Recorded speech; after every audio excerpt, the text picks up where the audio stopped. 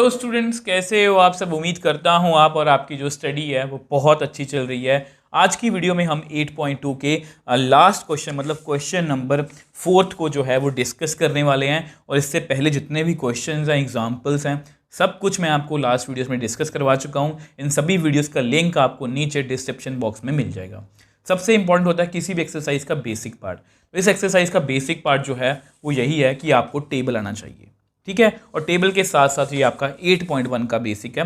मतलब बेसिक कभी भी मत छोड़ा करो, क्योंकि बेसिक अगर आपका क्लियर है ना तो आपको एमसीक्यूज में कंपिटेंसी बेस्ड जो क्वेश्चन है, जैसे केस स्टडी क्वेश्चन हो गया, आपको कोई भी दिक्कत नहीं आएगी। तो क्वेश्चन बड़ा ही इजी है। State whether the following are true और फॉल्स। ट्रू और फॉल्स के क्वेश्चन है, जस्टिफाई योर आंसर। हमें आंसर को जस्टिफाई करना है। इसके 5 डिफरेंट पार्ट्स हैं। सबसे पहले फर्स्ट पार्ट की बात करते हैं। Sine A plus B is equal to sine A plus sine B.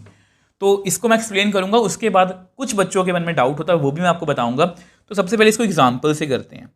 तो हम ए को मान लेते हैं 60। आप कोई भी एग्जाम्पल वैसे ले सकते हो, ठीक है।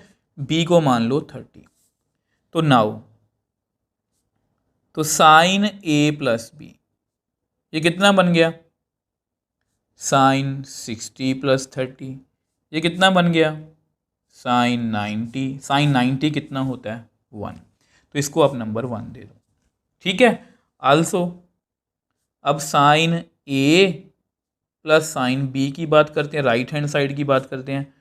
साइन ए है हमारा साइन 60 साइन 30, ठीक है। अब साइन 60 की वैल्यू है √3/2, 30 की 1/2। तो कितना आ गया ये? √3 + 1/2।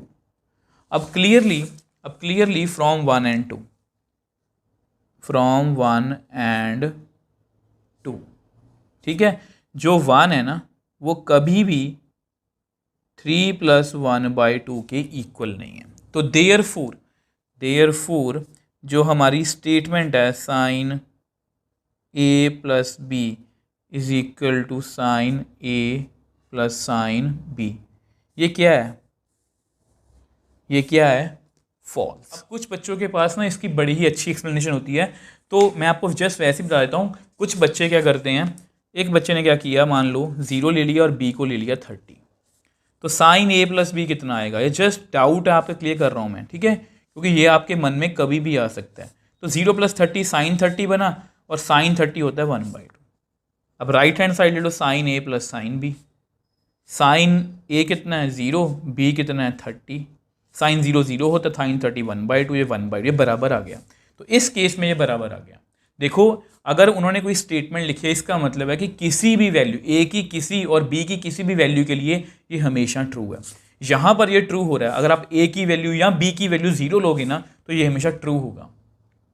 बट जरूरी नहीं है कि हर बार ट्रू हो। और मैंने आपको केस एक लिख के दिखाया कि जहाँ पर ये जो है वो ट्रू नहीं हो रहा। तो इसलिए इन बातों का आपने ध्यान रखना है कि ऐसी बातों में कंफ्यूज मत होना कि कई बार बच्चों के मन में आए कि सर मेरा तो ट्रू हो गया था, आपका ट्रू कैसे नहीं हुआ। तो अगर सभी जगह पर ट्रू हो रहा है तब वो रिजल्ट हम मानते हैं। अगर वो एक भी जगह पर फॉल्स है तो वो रिजल्ट हम नहीं मानते। और ये एक जगह मैंने ढूंढ ली है। आई होप ये आपको अच्छे से क्लियर है। अब देखो नेक्स्ट पार्ट सेकंड की बात करते हैं। The value of sine theta increase is as theta increase. मतलब जैसे जैसे थीटा की हम वैल्यू इंक्रीज करते जाते हैं, जैसे मान लो ये थीटा है, ये पहले 0 है मान लो, ठीक है। जिन एंगल्स को हम जानते हैं उन्हीं की बात करेंगे। ध्यान से देखो, हमारा थीटा ना पहले 0 था, फिर बढ़ गया 30, फिर बढ़ गया फिर 45, फिर बढ़ गया 60 हो गया, फिर बढ़ गया 90 हो गया।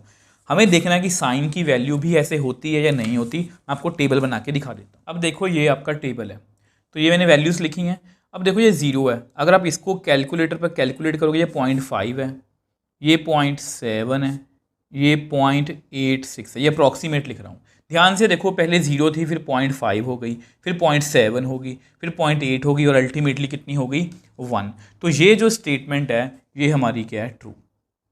क्योंकि जैसे जैसे थीटा की वैल्यू बढ़ रही है साइन की वैल्यू भी बढ़ रही है, ठीक है। ध्यान से देखो, थीटा इंक्रीज कर रहा है तो साइन की वैल्यू भी मतलब कि बढ़ रही है। तो इसको हम ये बोल सकते हैं कि ये जो हमारा मतलब कि जो स्टेटमेंट लिखी गई है ये क्या है? ट्रू। अब देखो ये नेक्स्ट पार्ट है, ये बिल्कुल उसके मतलब कि उसके जैसा ही है। तो मैंने पहले टेबल बना के रखा है। Value of cos theta increases as theta increase. देखो ये ऐसे जो क्वेश्चंस होते हैं ना, ऐसे क्वेश्चंस करके ऐसा नहीं है कि ये बहुत मुश्किल बहुत आसान से क्वेश्चन है, बट ऐसे क्वेश्चंस करने से आपकी नॉलेज इंक्रीज होती है। मतलब ये वर्ड जो है, ये मान लो आपने पहले कभी ऐसा क्वेश्चन नहीं किया, पेपर में आपको ये आ जाए। अब अगर आपको पेपर में ऐसा क्वेश्चन किसी और मतलब कि एंकोसीकेंट को लेके कुछ भी करके आ जाए, तो अब उसका आंसर जो है वो कर सकते हो। तो value of cos theta increases, तो थीटा की वैल्यू तो हमेशा इंक्रीज ही करेगी। 0 है, फिर 30 है, यहाँ पर टेबल के अकॉर्डिंग 0 है, फिर इंक्रीज करिए। अब यहाँ पर ये 1 है, ये कितना है हमने अभी अभी देखा था 0.86, ये कितना है 0.7। आप कैलकुलेटर पर चेक कर लेना, ये 0.5 है और अल्टीमेटली 0। मतलब ये तो मतलब कि यहाँ पर क्या हो रहा है, कॉस थीटा अगर मैं लिखना चाहूँ डिक्रीजेज एज थीटा इंक्रीज, मतलब यहाँ पर उल्टा हो रहा है। इस बात का पेपर में ध्यान रखोगे कि ऐसा नहीं भी कॉस थीटा देख लिया और ये क्वेश्चन दिया बस सीधे फॉल्स लिख के आ जाओ, ये स्टेटमेंट फॉल्स है। ध्यान से देख लेना उन्होंने क्या लिखा है। कई बार वो जानबूझ के लिख देंगे कि value of cos theta decreases as theta increase, तो ये सही है कि थीटा के इंक्रीज करने से कॉस थीटा की वैल्यू डिक्रीज कर रही है। ठीक है, तो ये स्टेटमेंट क्या है हमारी, फॉल्स। अब देखो ये पार्ट भी बहुत ईजी है। Sine theta is equal to cos theta. Sine और कॉस हमेशा बराबर हैं for all values of theta. वैसे तो आपको टेबल पर ही क्लियर है ये वैल्यू। 0 पर ये 0 है, ये 1 है, 30 पर ये अलग है, 60 पर ये अलग है, 90 पर ये अलग है, 45 पर सेम है। फिर से वही बात है, एक पर सेम आ रही है कोई चक्कर नहीं, बट बाकी सब पर तो गलत है ना। अगर मैं साइन 60 की बात करूं, साइन 60 हमारे पास है √3/2। आल्सो कॉस 60 की बात करूं तो वो आपके टेबल पर आप चेक करना, वो है जी 1/2। तो which implies sine 60 not equal to cos 60। ठीक है, साइन 60 जो है वो कॉस 60 के इक्वल नहीं है, तो ये स्टेटमेंट क्या है, फॉल्स। ठीक है, आपको जस्टिफाई भी, तो ये सारे मैं जस्टिफिकेशंस दे रहा हूँ, ये आपको देनी भी पड़ेंगी। तो यहाँ पर आपको करके दिखाना पड़ेगा कि आप 30 भी ले सकते हो, आप 0 भी ले सकते हो, आप 90 भी ले सकते हो, 45 पर हाँ वो बराबर आ रही हैं। बट जैसा कि मैंने आपको बताया, अगर कोई रिजल्ट लिखा है वो सबके लिए होल्ड करना चाहिए, ऐसा नहीं कि एक पर्टिकुलर स्टेटमेंट के लिए। आई होप ये भी आपको क्लियर है। अब देखो ये आपका लास्ट पार्ट है, cot A is not defined for A is equal to 0। अब वैसे तो आपको अगर टेबल याद है ना, सीधा आपको पता है कॉट 0 क्या है, इन्फिनिटी। इसको इन्फिनिटी बोलते हैं, इसका मतलब क्या होता है, नॉट डिफाइंड। और मैंने आपको टेबल समझाते हुए ये बताया भी था इसका मतलब क्या होता है। तो यहाँ पर जस्टिफिकेशन देनी है, तो वी नो, हमें पता है कि कॉट ए को मैं लिख सकता हूँ कॉस ए बाई साइन ए। ये सबसे फर्स्ट वीडियो में मैंने आपको बताया था। ये देखो कॉट ए होता है कॉस ए बाई साइन ए। ठीक है, तो नाउ अगर हम ए को 0 पुट करें, कॉस 0, क्योंकि यहाँ पर हमें जस्टिफिकेशन देनी है। अब कॉस 0 कितना होता है, 1, और साइन 0 कितना होता है, 0। ये क्या होता है, नॉट डिफाइंड।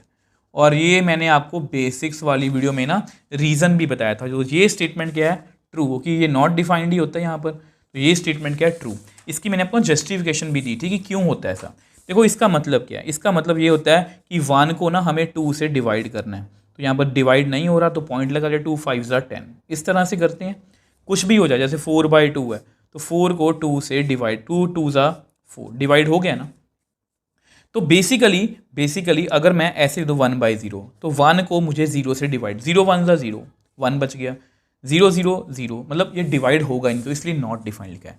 आई होप ये सभी पार्ट्स आपको अच्छे से क्लियर हैं। इसके साथ ही हमारी 8.2 खत्म है। नेक्स्ट वीडियो में हम 8.3 का बेसिक करेंगे, जिसमें आपको नई बुक के अकॉर्डिंग सिर्फ फॉर्मूलाज हैं। 8.3 जो पुरानी बुक वाली है वो हमें नहीं करनी, 8.4 पुरानी बुक से करनी है, नई बुक से 8.3 करनी है, जिसमें हम 3 फॉर्मूलाज करेंगे और उनके बिहाफ पर क्वेश्चंस करेंगे। तो बहुत इजी है। अब तक आपको मेरे हिसाब से ये चैप्टर आसान लग रहा होगा। अगर आपको इस चैप्टर को लेके कोई भी डाउट है, आप मुझे नीचे कमेंट बॉक्स में लिख सकते हो, मुझे इंस्टाग्राम टेलीग्राम पर मैसेज भेज सकते हो, मैं हमेशा आपका रिप्लाई करता हूँ।